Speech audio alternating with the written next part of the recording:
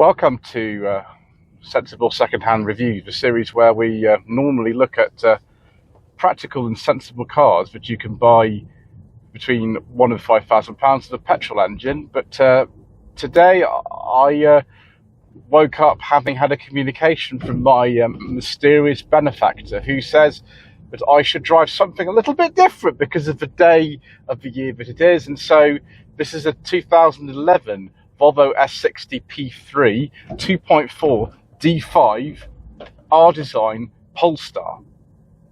Is it any good? Should you care? Let's find out, shall we?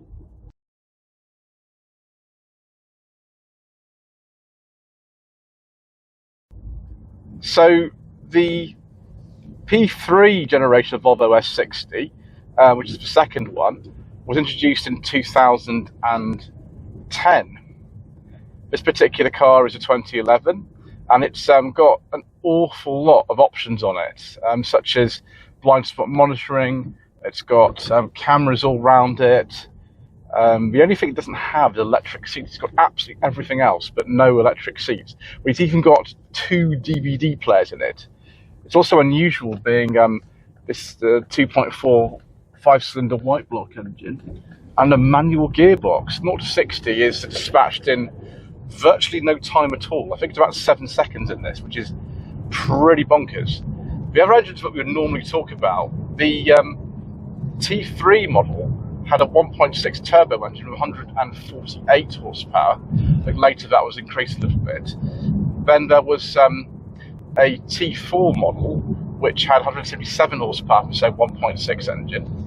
Then there was a T5 model. Now initially that was a 5-cylinder white block engine like this at 236 horsepower, but after the facelift in 2014 it was replaced with a 2-litre 4-cylinder, a little bit more power, 231 horsepower.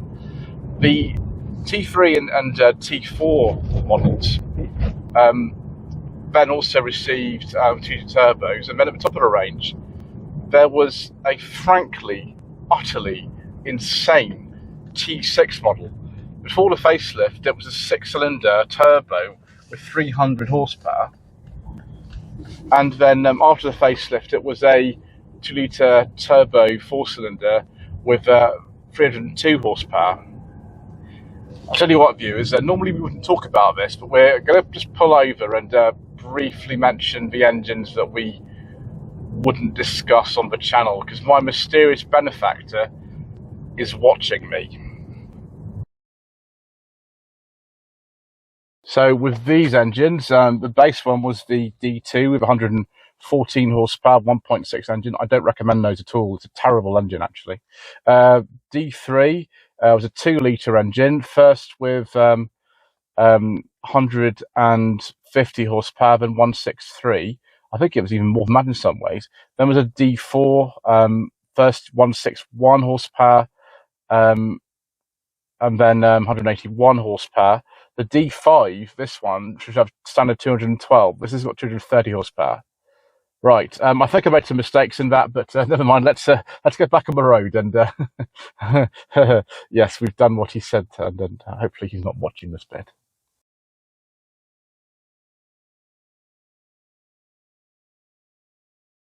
So aside from this engine that we can't normally discuss on the channel, what's this car actually like to drive?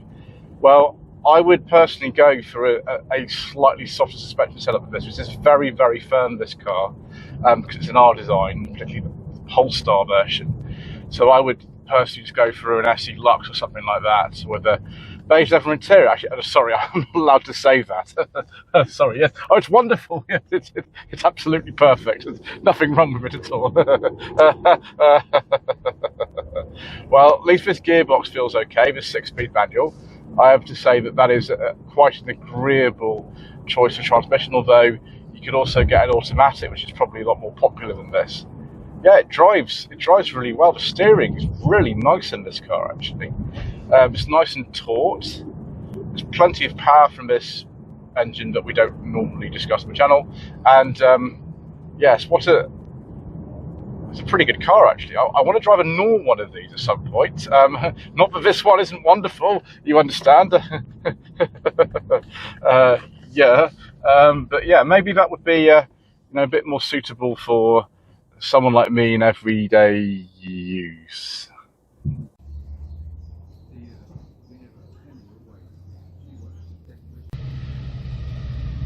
So my mysterious benefactor is watching over me, and he will be censoring any remarks I make which are contrary to his opinions. So, what a wonderful car. It's got a twin turbo forbidden fuel engine with 230 horsepower, because this is the Polestar version of the R design model, and we've even got twin exhausts.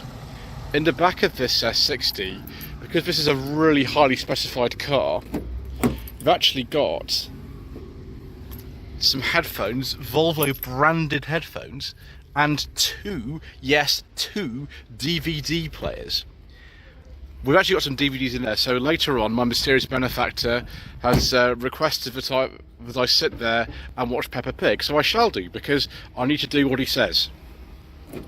So keyless entry in this particular car. Has an automatic handbrake, which I'm not allowed to tell you what my opinion of them is, so there it is. We shall put the key in and press this button here. There we go, it's start up the infotainment system, which actually has television in it as well. You know, what other wonders can we have? We can have television, so we'll watch some television, and there we go. We're going to keep the sound off, but that is actually BBC One right now, so we have digital TV in here.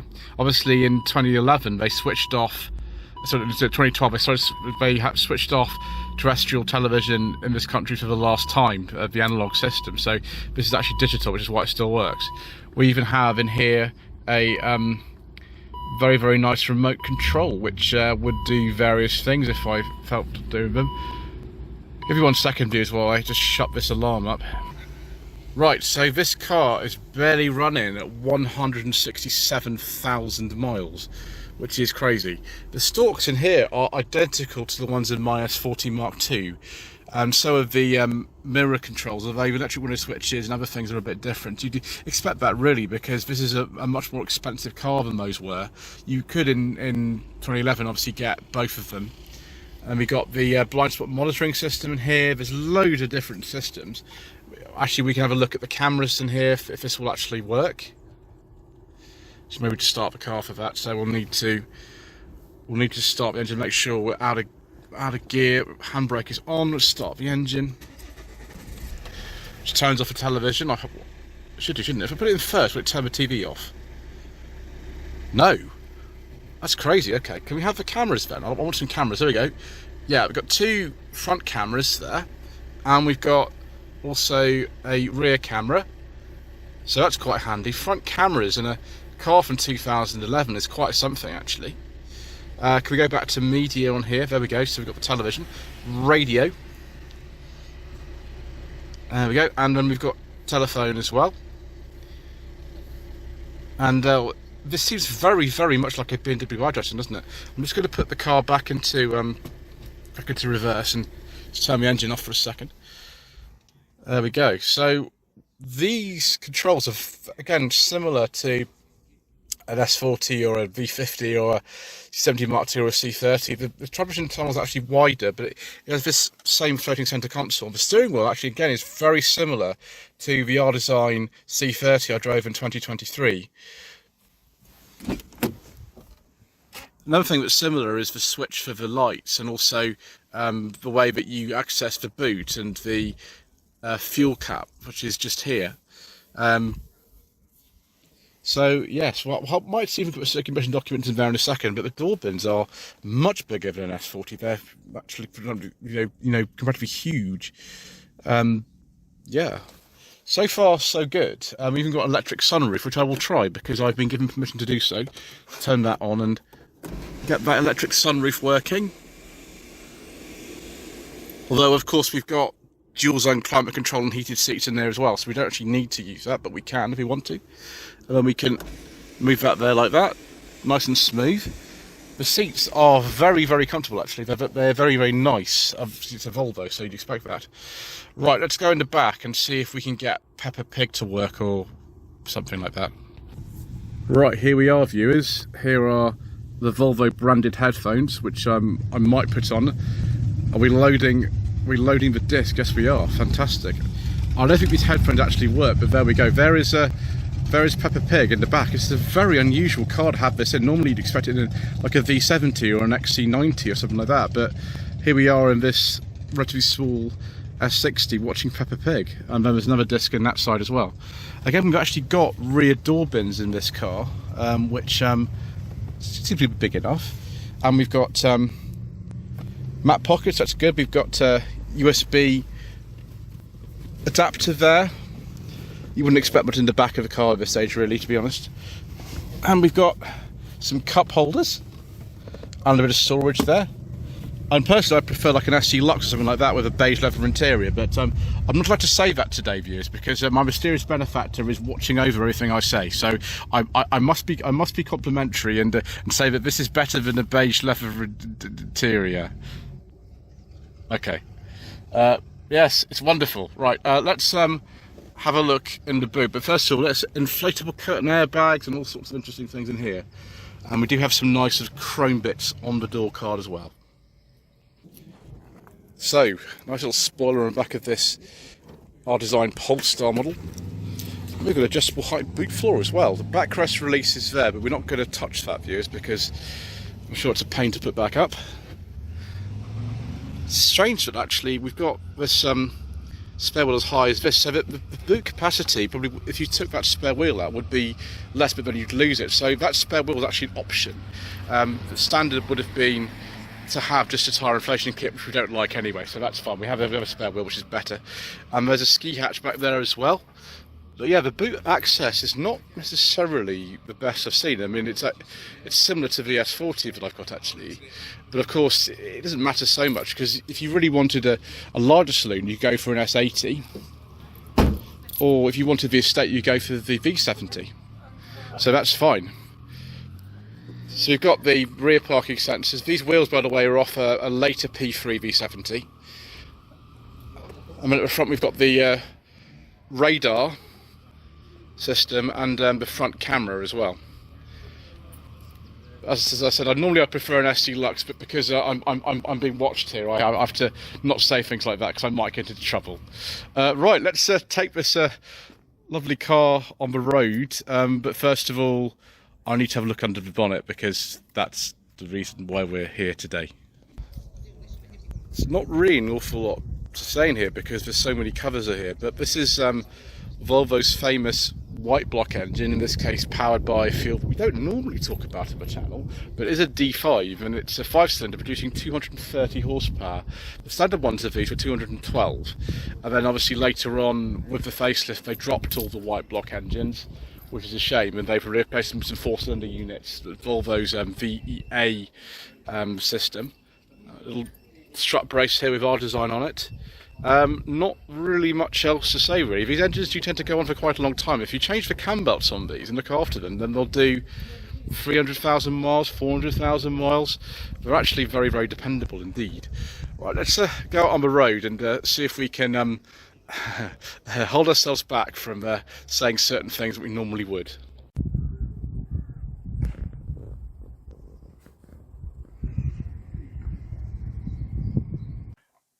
My mysterious benefactor has asked me to read this options list, which I'm going to do. So we have active cruise control, collision warning. We have the premium audio system, automatic dimming rear view mirror. Yeah, this one's been replaced actually, but yeah, it's the same one. Blind spot information, digital radio receiver, digital TV, driver alert system. Yeah, headlamp cleaners. We've got those. Keyless entry, laminated side windows. Park pilot rear, yeah, we've got those. Rain sensing wipers, yeah, our design. This is our design, I don't know what that means. Rear parking camera, remote control, yeah, we've got that. Retractable rear view mirrors, yes, we've got those. RTI function and a sunroof. We don't have electric seats though, and that is something that I would personally have. But today, this is the most wonderful car in the world. I'm not allowed to say things like that.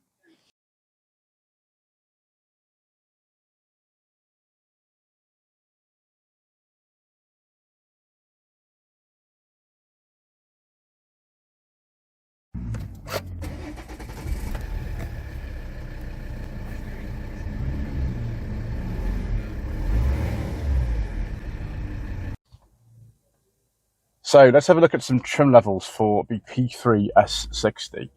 Bottom of the range was the ES, and then obviously, like all Volvos of the period, a huge number of trim levels based on the SE.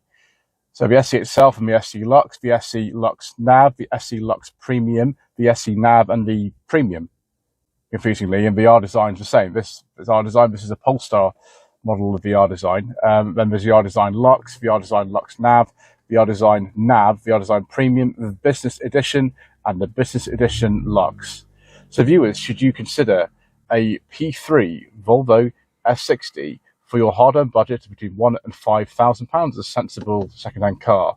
Well, today, because I'm being supervised in what I say, absolutely yes, this is one of the best cars I've ever driven. If I was in my right mind, I might have a different opinion about a particular power unit in here, but thank you ever so much indeed once again for watching. Please don't forget to subscribe to the channel, like this video, leave a comment below, and normal service will resume very soon.